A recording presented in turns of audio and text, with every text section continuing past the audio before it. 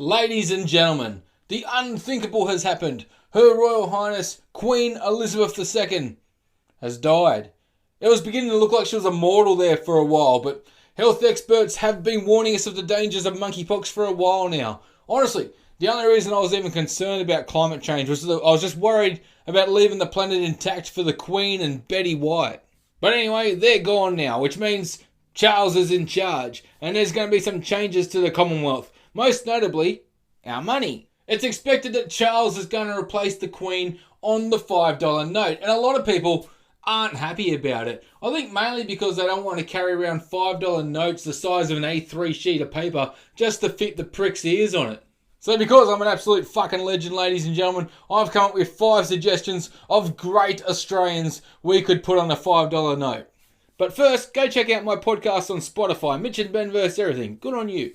There's always been the rumour going around that the Queen is in fact a lizard person. So why not put Australia's greatest ever lizard wrangler, Steve Irwin, on the bill? And if the Queen is a lizard person, it'd be a great way to keep her on the bill, because we could just have Steve wrestling her.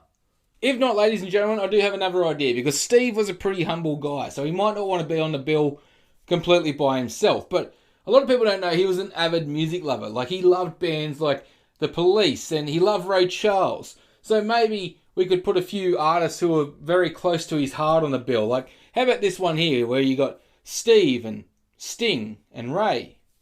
If we're talking about Australian royalty, how about the king of Australian soap operas? We put Alf Stewart, or as he prefers to be called, Raymar, on the bill. I think this is the power play that Australia need when it comes to international negotiating. Give me one good reason why I shouldn't knock your block off. I'm not prejudiced! Because here's the thing. Look, one Alf Stewart on his own on a $5 bill, it's a little intimidating, but look, it's not too bad, is it? But if we pay people only in $5 notes, that's thousands and thousands of Alf Stewarts just looking at him, and there's no way anyone's going to rip off 1,000 Alf Stewarts, is there?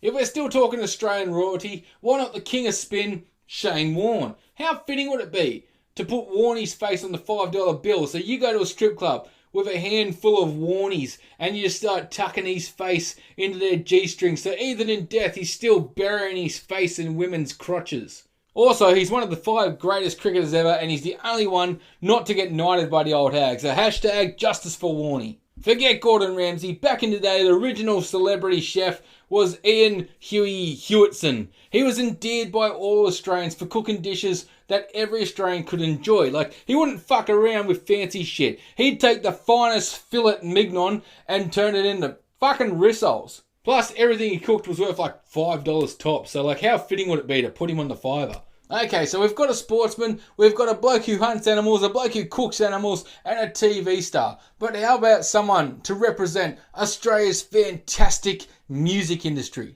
When you think of iconic Australian musicians, who do you think of? Jimmy Barnes, maybe? Nosey, it'd be hard to argue against. But the honour of having their face on the $5 bill to represent Australia's music industry is Rolf Harris. If the government ever wanted to transfer over to a cashless society, this is a surefire way to do it. We put Rolf Harris's face on the $5 note. Better yet, we change our currency from dollars to diddlers, and we do away with the 20, the 50, the $100 note. We chuck George Pell on the 10 because that's the age of the... So there we have it, ladies and gentlemen. There's my 5 Australians I think we should put on the $5 bill if we change it from the Queen, which personally I don't think we should. Only because if you fold the $5 note a certain way, just like this, you can make it look like a whale is sucking a dick. And I think that is hilarious. So anyway, ladies and gentlemen, that's my list. Let me know what yours is in the comments. Please like and subscribe. And as always, ta-ta and farewell. And you get out of here too. I've had a gut full of you as well.